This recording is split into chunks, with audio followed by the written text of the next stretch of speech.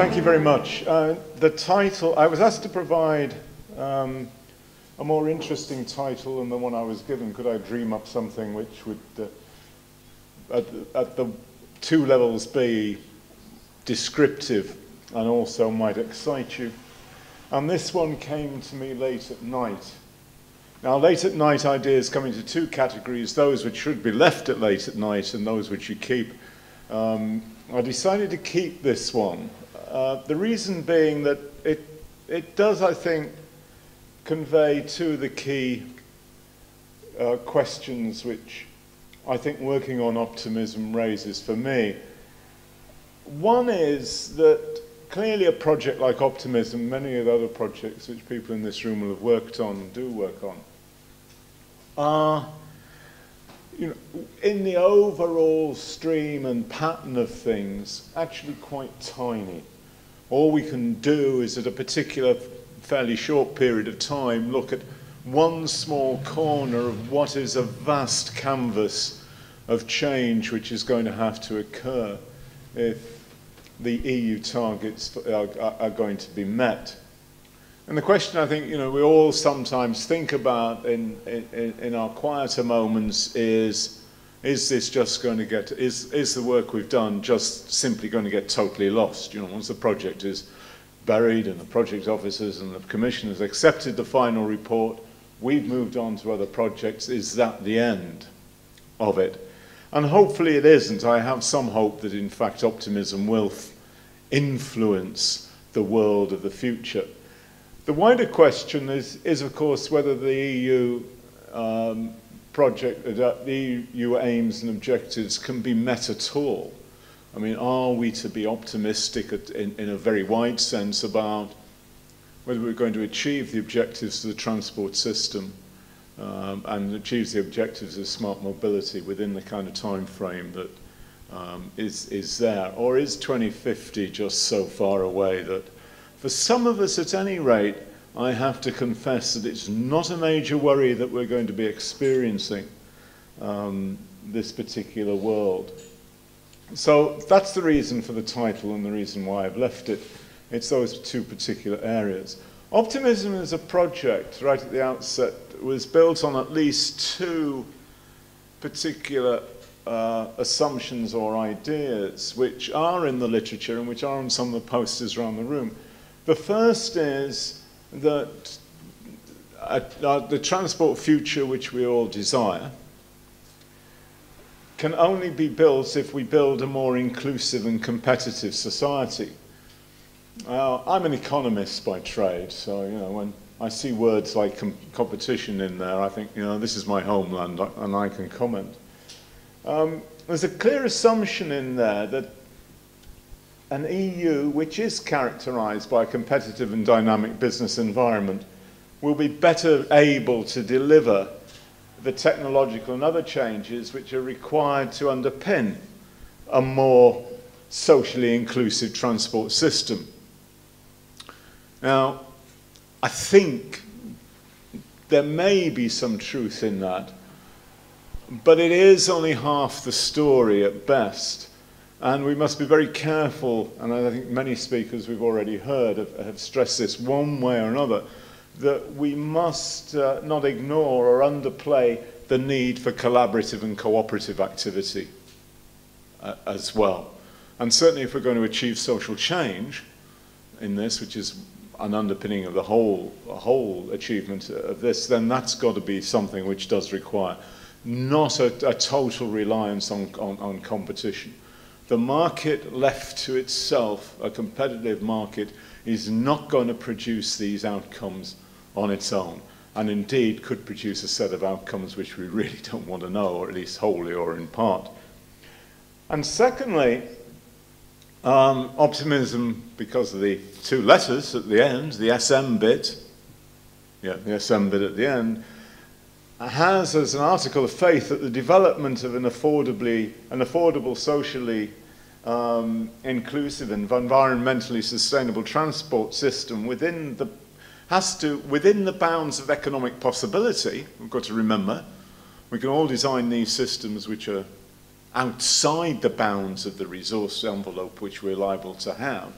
and that includes not only economics but also the time to do these things. But that requires, inter alia, a concentration on smart mobility. Smart mobility will not be, or what we understand by smart mobility won't be the complete answer, but it could be. How big a contributor is it going to be? So that's the title, and a bit of reflection on that. Sorry, I'm going up. Let me just turn the clock back to the beginning of optimism, when one of the very early work packages, coordinated by Aoife from Dublin here, and a very excellent piece of work that is, and gone alongside a number of other EU projects. When we were looking at the question of what kind of data is available. And in a very detailed analysis, we've certainly come up with a number of broad conclusions which colour the Optimism project. And as Martin Redelbach noted this morning, that the data for modelling on an EU scale is not easily available. There's different definitions, gaps in it, collection methods, time periods, all sorts of things which say, look, you know, the best data is good, but that's the best data. In many countries, there's actually little or nothing. And the famous example of, we do know what the skateboarding behaviour of Norwegians is, but we don't know very much about the car driving behaviour of a number of East European transport users. But then there's a realisation that if, like it or not, complete or even substantial harmonisation of EU data is not going to be possible. And certainly it wouldn't be possible because of the time constraints of getting that, and the linking back to previous data series. So you'd almost have to wipe the slate clean and say, okay, we're going to do this from 2015, 2016, or whatever. But also the costs would be more than is anybody's contemplating. On the other hand, it is possible to mine existing data, but a lot of this is unpublished, of course, and a lot of it is not necessarily travel data. There's a lot of other survey data around which refers to people's travel behaviour, general household surveys in the UK, general expenditure surveys, all sorts of surveys, which consumption surveys and so on, which look at travel behaviour. And that might be a quite promising route in the future. And as Chris Reeves said, described it as floating data, that new collection techniques from different sources may have considerable potential here, but there may be institutional, legal, cultural and other barriers to doing that, not just technological barriers. They may be relatively easily soluble when we're talking about collecting in-car data from RFID chips or GPS systems or whatever it might be. Or we heard this morning about collecting data from cruise control systems. Whatever systems we might take that data from, the legal difficulties of doing that. But the optimism conclusions along this, along with the conclusions of a number of other projects, have been fed to the EU, and there is a Eurostat working group which has just been started, which is going to build on that work. So I'm optimistic that that bit of optimism lives on as a major contributor in that debate. Of course, we've had a lot of discussion about strategy. And in optimism, we identified those five approaches. And the first four, I think, were pretty much identified to say, well, hang on, we don't want this. What we want is strategy 5, unsurprisingly. One of my colleagues has sent me a note, which is about something we might do a bit later in the summary, suggesting that Michael Kramer, and I'm only going to say suggesting this, that Michael Kramer said that there is no need for research or innovation. What we need is policy. Clearly, those of us from academic institutions reject this totally out of hand as being a sensible argument. And I think it is worth rejecting. Whatever we get in the view of policy and strategy in the future needs to be evidence-based. And we can't make sensible decisions about this without a solid and well analysed and structured evidence base. The new mobility paradigm at the bottom is there. I suspect it's probably on one of the posters as well. I don't want to talk about it in any great detail, but I want to draw your attention to a couple of things within that. One is the sentence which says the new mobility paradigm based on public means of transport, both individual and collective. And that goes back to this theme about collective activity and cooperation. I'm not with my esteemed colleague Dave Wright that actually it's in the car in the car world, it's about a transition from ownership to use. I think it's much more about a transition from individual decision making over how to make an individual control over your transport decisions and immediacy and those kinds of issues, which is obviously most easily provided by having private ownership of a vehicle for your sole use stuck in the garage, than it is through some other system. And we need to move to systems which confer the benefits which private ownership of a car currently convey, but in a collective kind of way. That's what the sharing is about. And that's going to be actually quite difficult. But it's not about ownership as against use. For example, the worst examples of being able to shift people from private car use to more shared use of transport occur in the United States, a country where actual ownership of cars is much lower than it is in the UK, because there's a very advanced leasing system. Now, you might say it's not the same thing, but I mean, leasing is closer to shared ownership and shared collective systems in many of its structural characteristics than private ownership is. But moving down that continuum doesn't necessarily get you of itself to that. It's more about individual decision making as against collective decision making than ownership per se. So human and individual factors, which is also along this slide in the next line down, and when it talks about public, individual and collective modes, human and individual factors are very important. We need individual decisions to change, individual choices, and to be there, and attitudes need to change. And that may be the most difficult area of all. Moving on to evaluating strategies. It is clear, and again a number of people have alluded to this, that we need both quantitative and qualitative assessments. The days whereby a concentration on qualitative, because numbers are somehow better or more believable or more useful than qualitative assessments, have gone by. And of course, if you think you can rely on quantitative assessments of what's liable to happen in 2050 or by 2050, then you're a much braver person than I am. Of course, it does have the advantage that you can pick the quantitative assessment that you like because there's so many of them, there's bound to be one that's okay for you somewhere. But it's also true that the case, and it's been stressed, that strategies have economic, technological, political and social dimensions. Perhaps we ought to add the human individual dimension in there. And it's quite easy for people to concentrate on one without seeing the relationship to the others. So, you know, politicians are liable to concentrate on what's politically possible. Technologists are liable to concentrate on the technology. I'm liable to stress what I think the economic implications of these things might be.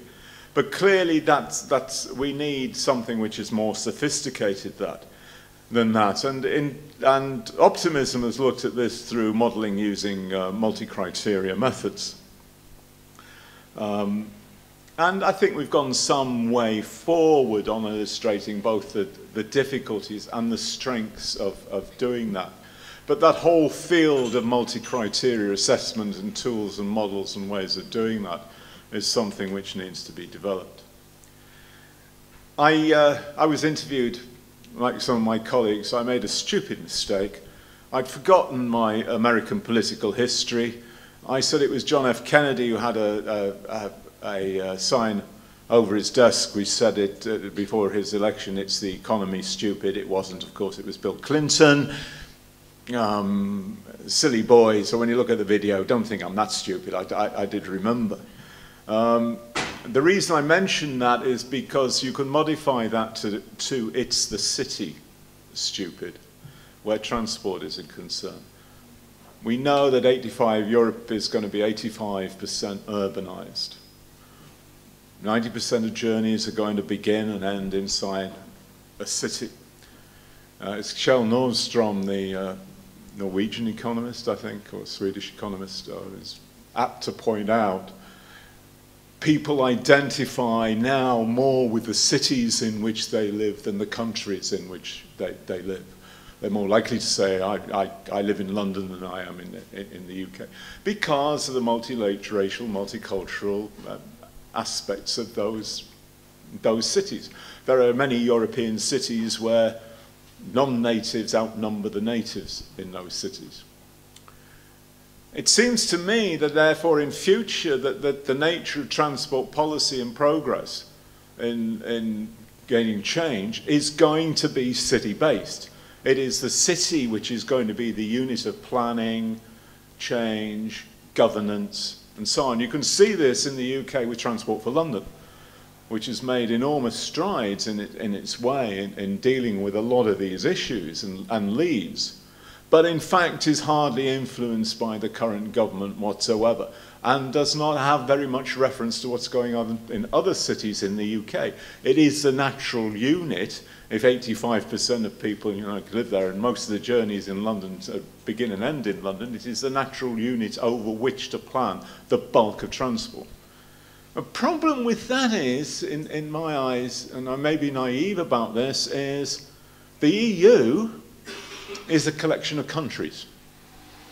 It's not a collection of cities. Now, how do you begin to square this off in the future if most of the transport planning decision and policy decisions are in fact, which will have the biggest influence, city-based ones?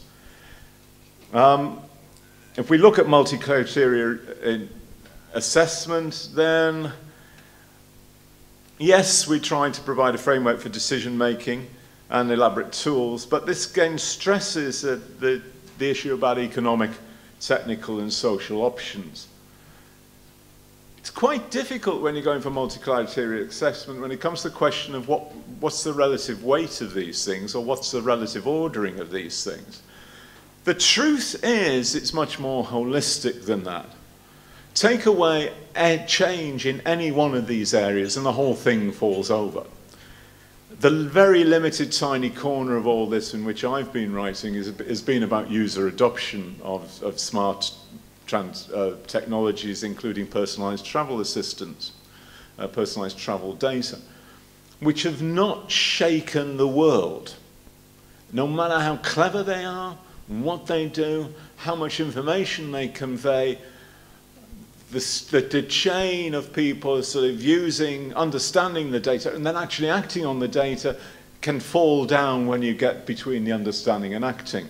You know, they consulted the iPhone and all the rest of it, know what the best journey is, and then get the car out. User adoption of these technologies seems to have been actually quite low. Transport behavior is a habit-bound behavior. Changing those habits is going to be quite difficult. So if you take one bit of this out, the rest is, I think the whole system fails. So it's not a matter of priorities or sizes or weighting. It's a matter of getting it all right simultaneously. And that's going to be, I think, very difficult for us.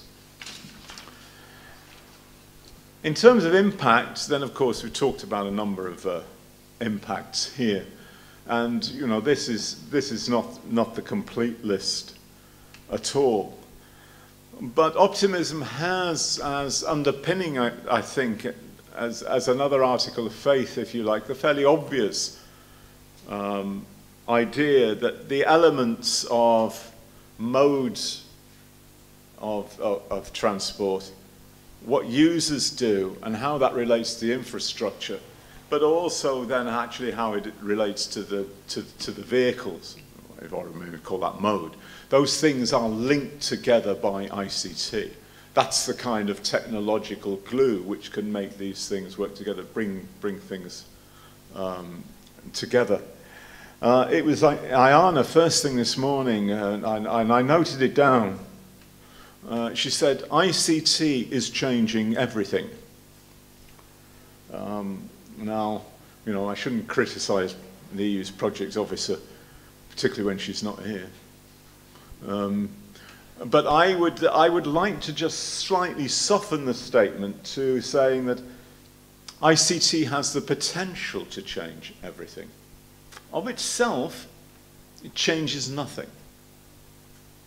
Only users of ICT change things.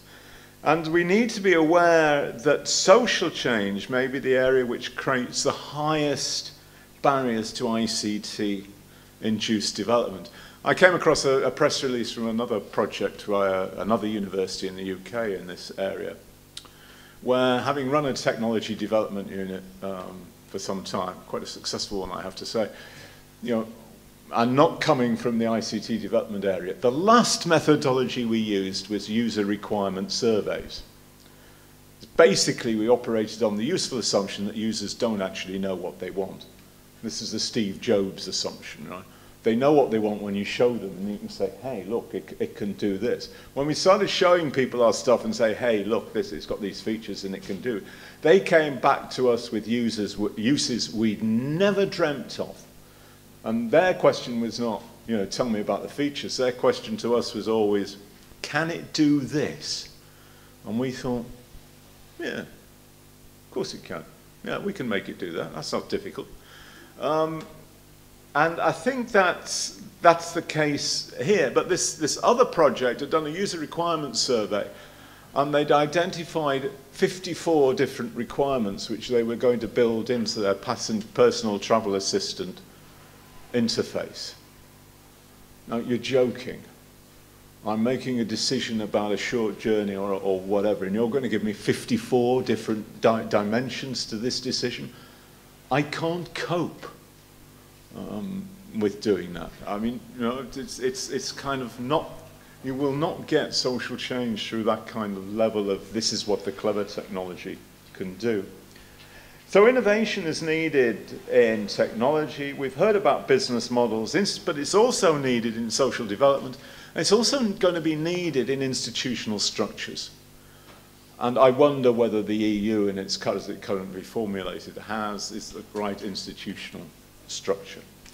So, as a summary, because I've got that nice wind-up signal, the final slide is about technology futures.